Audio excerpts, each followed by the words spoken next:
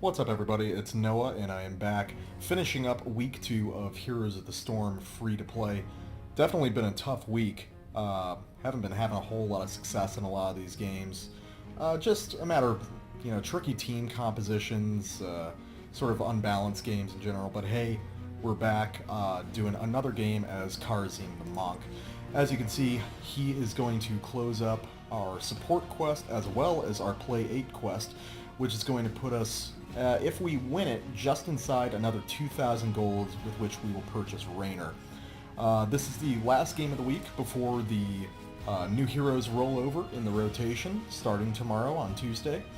And with that, I've decided instead of doing separate wrap-up videos, I'm just going to bake those into the series itself. I don't see a reason to upload something separate just to talk for a couple minutes about what the week gave us. So, that being said, hope you guys enjoy. We're going to jump right into a game and see if this time around with Kharazim we can get a little bit more done. See you after the jump.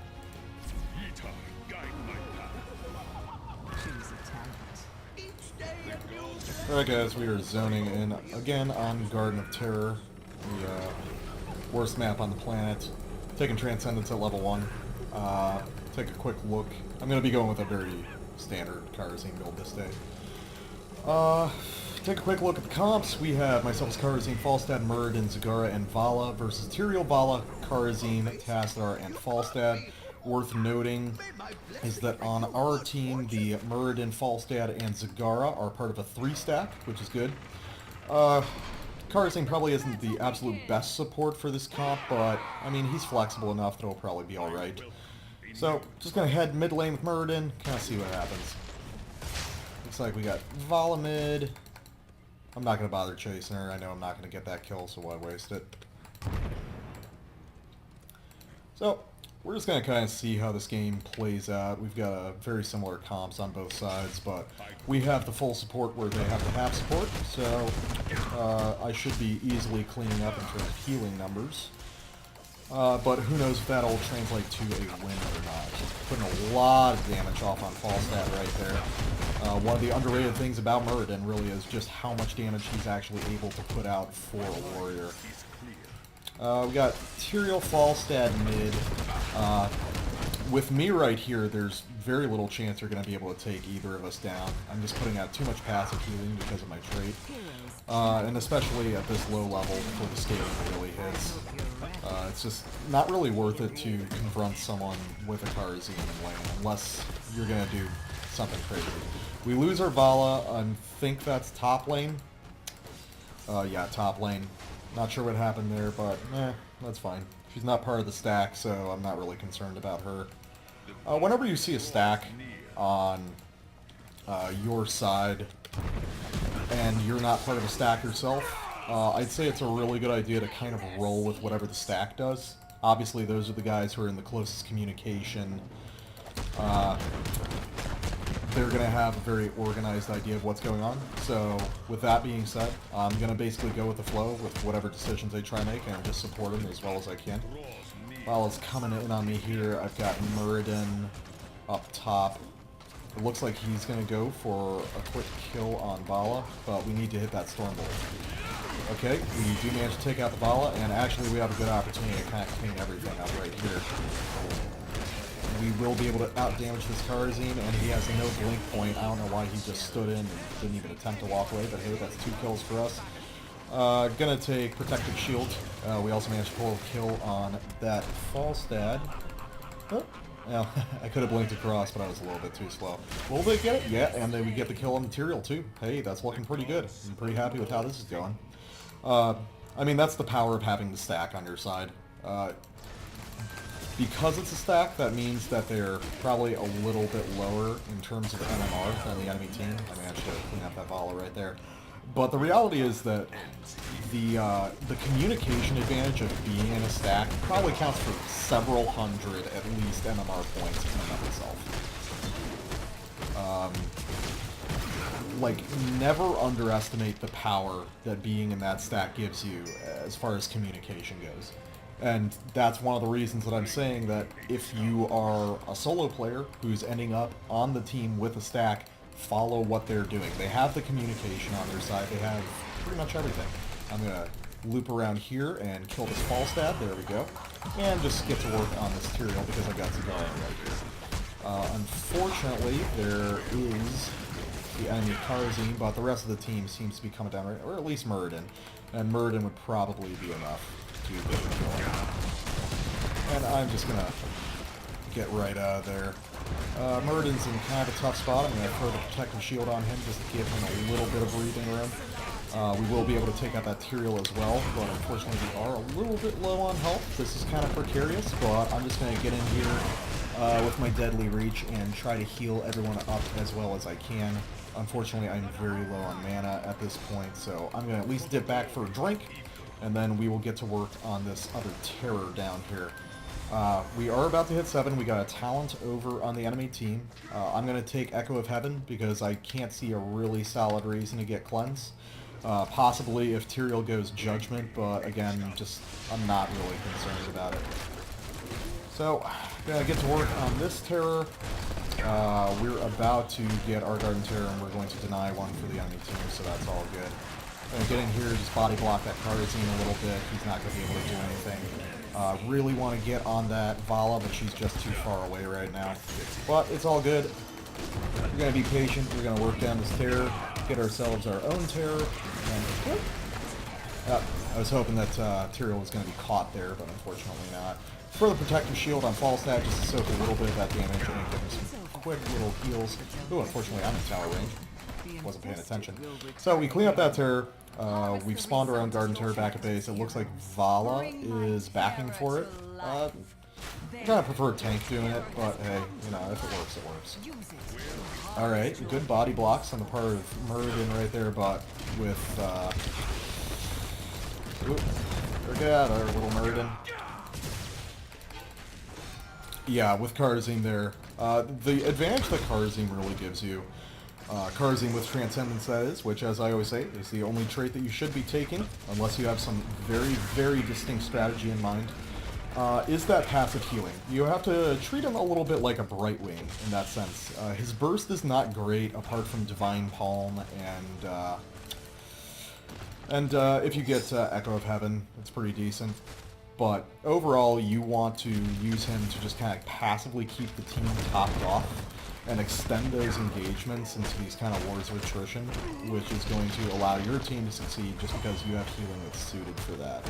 Think of him as kind of a blend of Malfurion and Brightwing, I guess, and you'll have a fairly solid idea of what to do. We had Siege Minions going up here, so I decided to pop up. Enemy team has lost Tyrael and Kharazim in the bot lane, so they seem to be doing fine. Just want to make sure that we're keeping up on our soak. I'm going to be taking Divine Palm. Our team has been playing very safe and very organized. Again, that's the power of the stack for you. So, Divine Palm isn't super necessary, but I can't think of a really valid reason to go with 7-sided strike. I mean, it would allow me to do stuff like, you know, just get little goofy kills like that, but again, I don't think it's worth handicapping my ultimate heal output just to be able to do that and get some clutch plays in. When I play support, I like to take safe routes when it comes to builds. Support is not my most comfortable role. I think I'm decent at it, but I'm definitely better at other stuff. So with that in mind, I'm not trying to be a playmaker support. I'm trying to do my job, get the clutch heals in when I can, and apart from that, just play pretty conventionally. As far as what supports I actually like, since this is kind of a no-brainer game so far. We can't get the gank on this Vala right here. As far as what supports I actually enjoy playing, I don't really enjoy Uther, but I'm pretty good at him. Pretty solid Brightwing, I think. And boy, as you can see, I'm actually putting a tremendous amount of damage off on this Vala right now. And if she doesn't get away, yeah, I will kill her. Yep, there we go. Yep, never underestimate the amount of damage that Kharazim can put out either. Or it's not even so much damage, it's that with Transcendence your self-sustain is so good that you can end up dueling a lot of assassins like I did right there. I noticed that I haven't actually taken any damage traits whatsoever. All I did was Smurfing USA? Yeah, it's Smurfing. Oh, yep, that's the Vala. I guess she is kind of feeding. So, on the cusp of level 13, I was just clearing that lane and pushing off that Vala. I'm gonna back up with the team right now. What's up here? Ooh, Murden is in a bad spot. Ooh, is he gonna get away? Is he gonna get away? Oh my god, he is. That was pretty clutch work on his part. I'll give it to him. Oh boy, this is just where enemy Kharazim manages to get the Divine Palm off on Tyrael, but he's still gonna get killed here. And I'm gonna take Quicksilver. Quicksilver's pretty much my go-to on level 13. Kharazim's 13 talents are a little bit underwhelming to me, but hey, it's whatever. Let's see. So it looks like we are moving towards plants right now. Sounds like plants to me. It's going to be using Echo of Heaven to heal myself up a little bit. Not sure why I was tanking all the tower shots there when we dove a little bit, but yeah, it happens. Move over, get the small seed camps.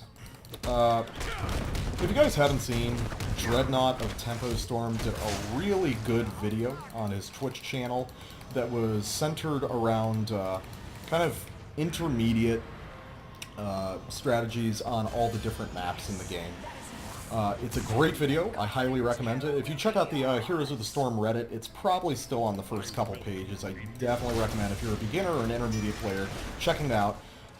There's a lot of... Ooh, very good save on the part of our Falstad there. Let's see. I'm trying to heal him up, so we'll cancel that. There we go.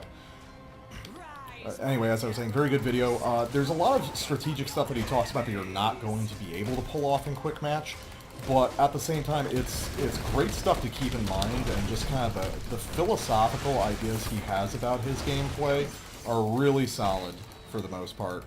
And one of the big things that he says about this map specifically is that it's... Well, I tried to get the blink, but pathing screwed me over. Is that on this game, it's the small seed camps that win the game, not the big ones. I forget the exact number. I think there's 80 seeds on each side of the map, so it's impossible to get it there just from the north or south side. But if you actually calculate it out, getting all the small seed camps is just as worthwhile as getting the major seed camps. And since they're so much faster to clear and don't require as much of an investment from your team, those should be your priority all the time. Those are the playmakers, really, those camps. Ooh, and oh, Falstad, you poor little baby. I'm not sure what he was trying to do solo in that. Enemy team is just kind of not planning very well, but not paying attention to the map. I mean, our rotations have been fairly standard. Nothing crazy's been going on. My team's very competent, and they've been very good at keeping themselves alive. I'm guessing we got some Smurfs in that stack.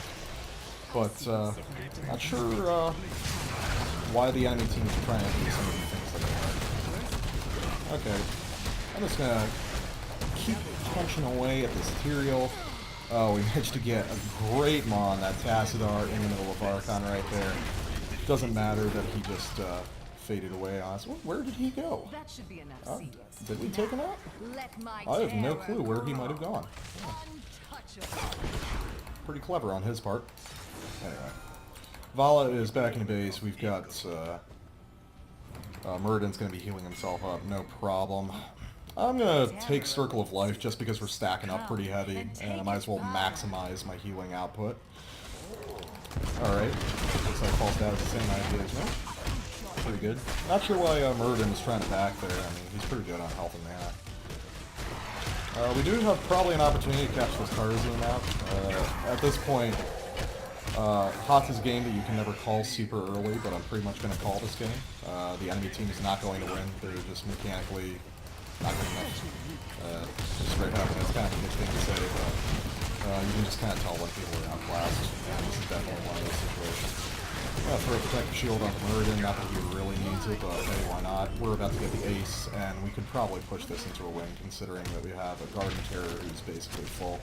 That was a pretty good little escape on the part of that Tassadar. Not sure why Falstad keeps running away from me. I'm trying to heal you, guy. I'm not trying to hurt you.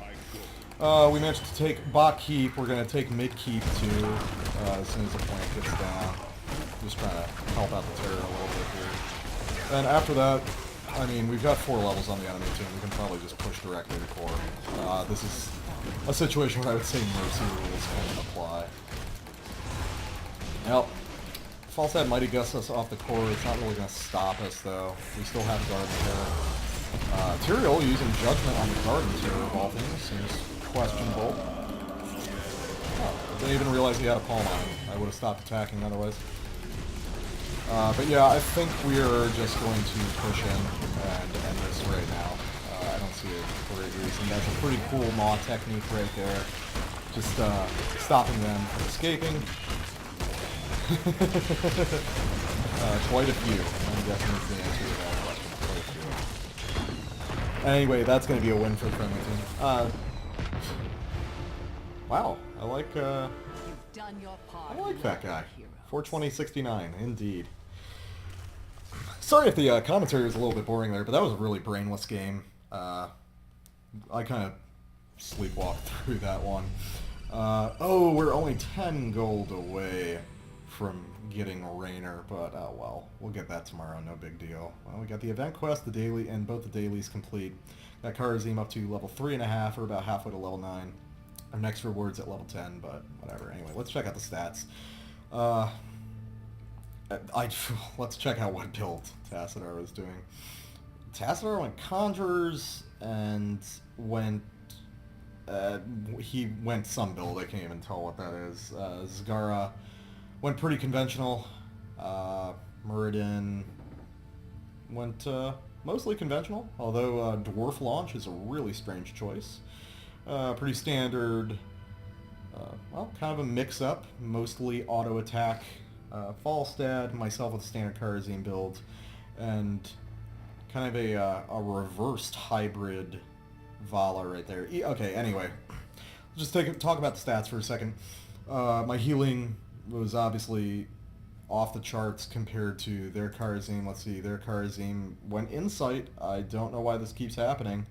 He went Insight and Relentless. Just no clue what was going on there. I actually forgot they had a Kharazim. You know, initially I said we have one support to their half a support, but that wasn't true. They had 1.5, and I managed to out-heal both of them combined, so I'm not sure what was going on there. Their Tassadar was obviously the most competent member of their team. Their Vala was the weakest point. She was doing the most damage, but even then, I was almost at the same damage as her as a full support build versus her being a dedicated assassin. Enemy Tyrael tanked a lot of damage, even more than our Muradin, but he died 7 times for it. Actually, I mean, look at the scoreboard, 30-2. I actually pulled Hero of the Storm with Kharazim, of all things. So, not a lot to say about this game, really. Enemy team was just kind of outclassed fundamentally on every level. You can see the power of the stack. Having that 3-man party forming the core of our team meant that I pretty much just had to go with what they were doing. And the only job of me and Vala was to follow along and let them dictate the pace of the game, which in this case was pretty aggressive. It's funny because we weren't even playing super aggressively. We were making pretty standard rotations. Enemy team was just staying in too long, and they were not stacking together as a group when we were roaming as a group very early on, so ultimately that was just their downfall. If you want to look at what not to do, I would just say look at most of what the enemy team was doing throughout that game, and you'll have your answer. Anyway, hope you guys enjoyed this. Very, very easy game, but hey, I'll take that after some of the really grinding, tough ones we've had earlier this week. If you enjoyed this video, keep coming back. We got daily uploads.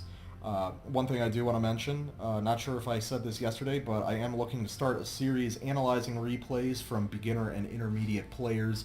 So if you would like me to do a video where I kind of analyze your gameplay on the fly and help you out with any aspects you're looking for, be it how to play a specific character, play a specific role, certain maps, whatever you're interested in, I'll definitely emphasize that in the video. So feel free to drop one of those replays from the newest patch only at negligentadventurers@gmail.com, and should be a pretty short turnaround for me having a video for you and everyone else to learn from. That being said, I am Noah. Keep checking back for more Heroes of the Storm content and my affiliated channel, Negligent Adventurers, where I do lots of co-op and blind Let's Plays with my best friend Aaron. But that's going to be it for today, kids. Until next time, I will see you in the Nexus. Have a good one.